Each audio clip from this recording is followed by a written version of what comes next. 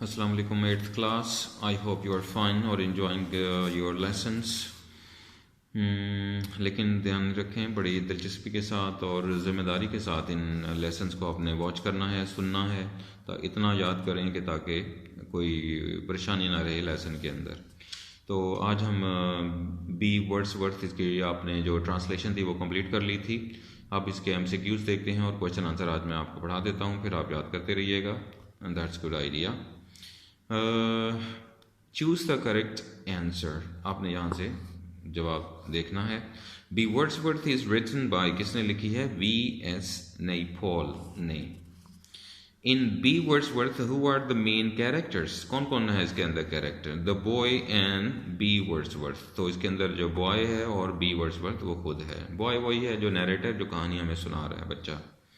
B Wordsworth who is the narrator, मैंने अभी बता दिया, वो लड़का है जिसकी बात हो रही है, नरेटर जो है। In B Wordsworth what can Wordsworth watch for days, वो कई कई दिनों तक क्या चीज देखता रहता था? वॉच फॉर डेज, तो वो एंड्स को देखता था, चींटियों को। कॉन्ग्रीज क्या होता है जी? टाइप ऑफ ए मिलीपीड, ये एक छोटा सा कीड़ा होता है, केचुए की शक्ल का।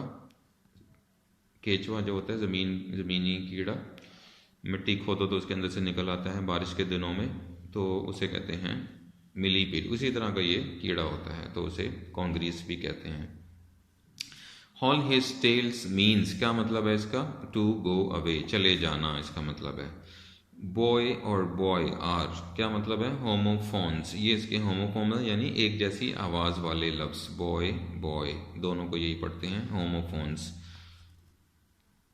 और you can cry for anything when you are a poet, ये जो अंडरलाइन वर्ड है ये किस क्लास को कहते हैं, यानी ग्रामर की जबान में ये क्या है? ये है एडवर्बियल क्लॉज ऑफ टाइम।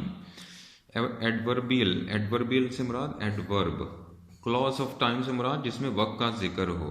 तो वक्त कहाँ है? ये व्हेन जो है ना, ये शो करता है, वक्त की तरफ इशारा करता है। When you are a poet, तो पूछना चाह रहा आपसे, तो इसलिए इसे एडवर्बियल क्लॉज ऑफ टाइम कह देते हैं। तो we climbed the Chancellor Hill in the late afternoon, the sentence is in, ये किस ग्रामर के जुमले के अंदर आता है टेंस में? तो आ जाएगा पास्ट इंडेफिनिट टेंस, क्योंकि इसमें क्लाइम्ड यानी सेकंड वर्ब आया हुआ है, इसी वजह से ये पास्ट इंडेफिनिट है।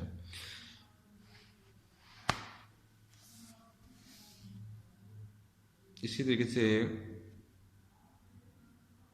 आई sing calypsos in the calypso season. Calypso ये जो ग्रामर की ज़बान में ये क्या चीज़ है? ये एक नाउन है। वैसे तो कैलिप्सो एक सॉन्ग होता है, तो कैलिप्सोनियन लोग इसे गाते हैं, तो इसीलिए इसे नाम है। तो ये वेस्ट इंडियंस का सॉन्ग है, तो ये नाउन है ग्रामर की ज़बान में, आपने याद रखना है। नेक्स्ट इसके क्वेश्चन आंसर्स हैं, आपने तवज्जो रखनी है और इन्हें याद करना है। क्वेश्चन आंसर स्टोरी अगर आपने ट्रांसलेशन सुन ली है गौर से, तो बहुत हेल्प हो जाएगी आपको क्वेश्चन आंसर्स करने में। तो आप इसे सुनिए ज़रा गौर से। What kind of person is considered a rogue by the narrator? किस किस्म का शख्स जो है वो रोग कहलाता है? According to the narrator, the people who behave absurdly are rogue. रोग कहते हैं यानी बदतमीज किसी शख्स को, गैर मुहज़्ज़ब, बदमाश टाइप, इस तरह के जो लफ्ज़ होते हैं उसे रोग कह देते हैं। तो वो कह रहा है जो एब्सर्ड बिहेवियर करते हैं, यानी उनका बड़ा अजीब सा एब्सर्ड बिहेव होता है, उन्हें कह देते हैं हम rogue. Why does the narrator say, narrator ये क्यों कहता है कि his English was so good it didn't sound natural, कि उसकी इंग्लिश तो अच्छी है।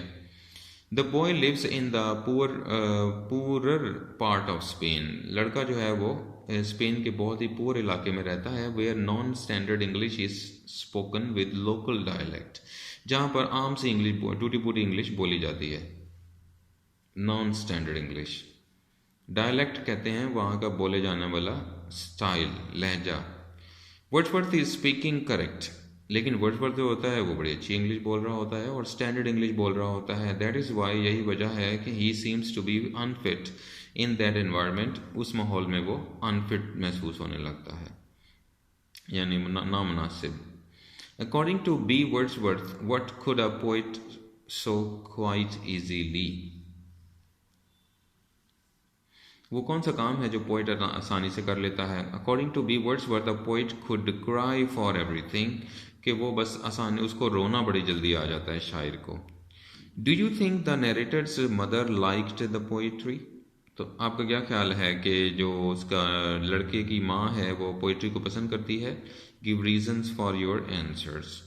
The narrator's mother did not like the poetry, वो बिल्कुल पोइट्री को पसंद नहीं करती, because she called the poet blasted man, उसने तो बल्कि उसे ब्लास्टेड मैन कह दिया था। And asked him to go away from the yard, और उसने ये भी कह दिया था कि उसके गार्डन से चला जाए, वो यार्ड से चला जाए।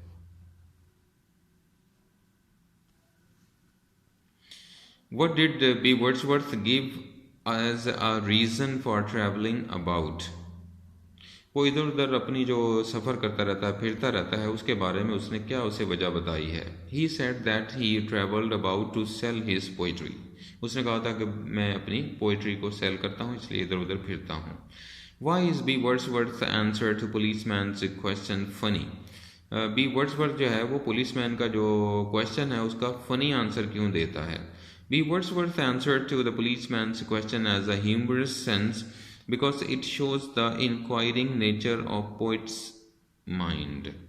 इससे आपको पता चलता है कि पोइट के जो माइंड है उसके अंदर किस कदर शौक है नई नई मालूमात हासिल करने का, कि 24 घंटे उसे यही लगा रहता है कि मैं क्या कर रहा हूँ, सोचता रहता है नई नई बातें, तो इससे भी पता लगता है, इसीलिए वो उसको ऐसा जवाब दे रहा होता है। How did the world become an exciting place for the narrator, narrator के लिए ये एक्साइटिंग वर्ल्ड कैसे है।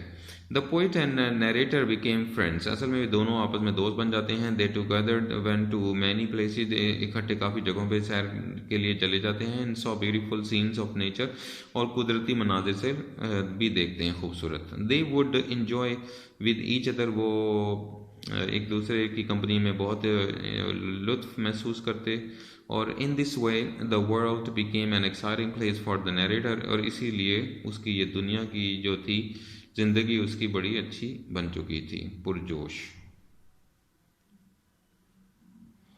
When the narrator saw Wordsworth looking so ill, जब उसने उसे बीमार देखा, how was he affected, तो उसको कैसा उसने असर दिखाया, असर किया। When the narrator saw Wordsworth looking to so ill, he wanted to cry loudly. जैसे उसने देखा तो उसका दिल चाहा कि वो जोर जोर से रोना शुरू करे।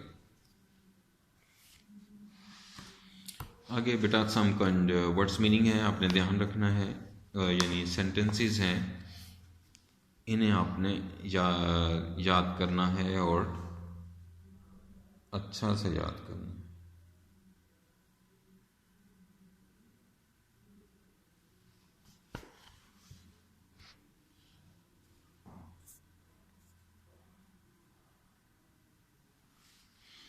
डिस्टिल का मतलब होता है किसी चीज़ को साफ कर देना। दे डिस्टिल्ड द वाटर, उन्होंने पानी को साफ किया।